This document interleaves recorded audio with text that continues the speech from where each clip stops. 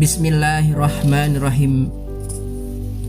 Alhamdulillahirabbil alamin.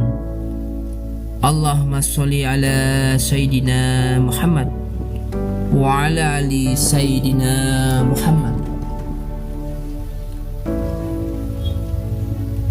Ibadah-ibadah di dalam Islam.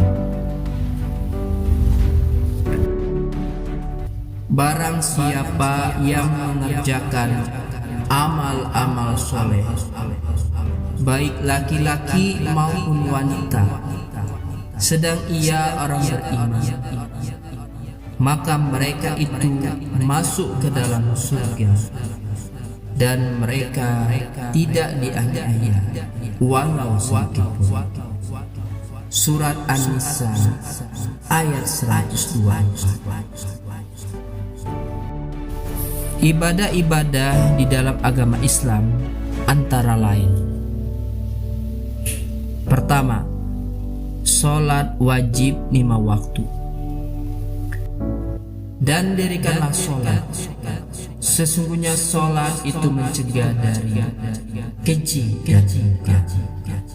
Surat Al-Ankabut ayat 45. Hikmah dari sholat ialah manusia diajarkan untuk melakukan gerakan yang benar dalam menyembah Tuhan, memberi kesehatan pada tubuh, menghargai waktu karena ia dilakukan 5 kali sehari, dan bila dilakukan secara berjamaah dapat menimbulkan rasa persaudaraan dengan sesama.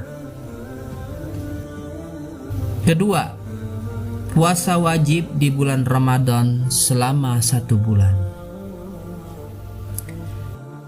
Hai orang-orang yang beriman, diwajibkan atas kamu berpuasa sebagaimana diwajibkan atas orang-orang sebelum kamu, agar kamu bertakwa dalam beberapa hari tertentu. Surat Al-Baqarah ayat 183 sampai 184. Hikmah dari puasa ialah melatih kejujuran, ketaatan dan empati terhadap orang-orang yang lapar.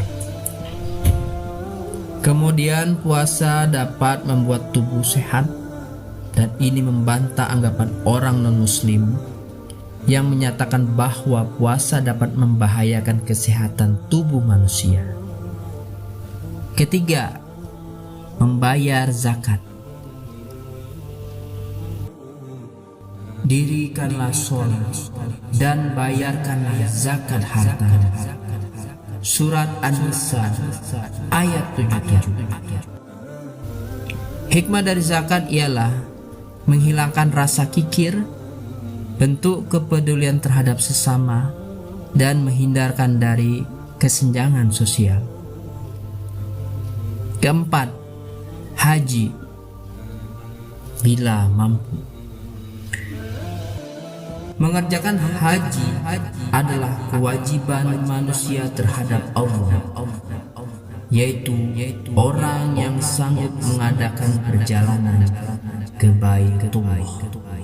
Surat Ali Imran ayat 97. Hikmah dari haji ialah bentuk kepatuhan terhadap seruan Tuhan, pengorbanan materi, dan ibadah haji itu sebenarnya adalah simulasi berkumpulnya manusia di padang mahsyar atau akhirat. Kelima, membaca Al-Quran. Orang yang terbaik di antara kamu ialah yang belajar Al-Quran dan mengajarkannya. Riwayat Bukhari, Abu Dawud, Tirmizi, dan Ibnu Majah. Hikmah dari membaca Al-Quran ialah hiburan bagi orang yang beriman, karena suara merdu dari lantunan Al-Quran dapat memberikan efek tenang di dalam tubuh manusia.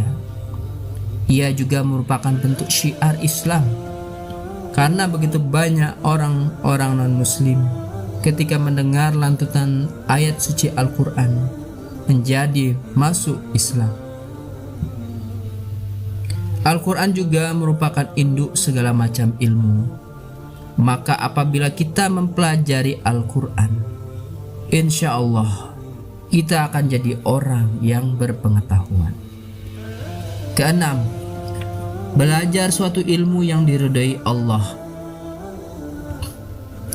Rasulullah SAW bersabda, menuntut ilmu itu wajib atas setiap muslim laki-laki dan perempuan.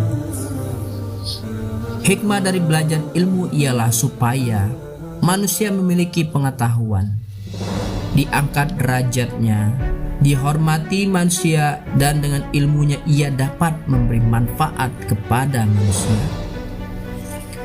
Ketujuh, mengikuti sunnah Rasulullah.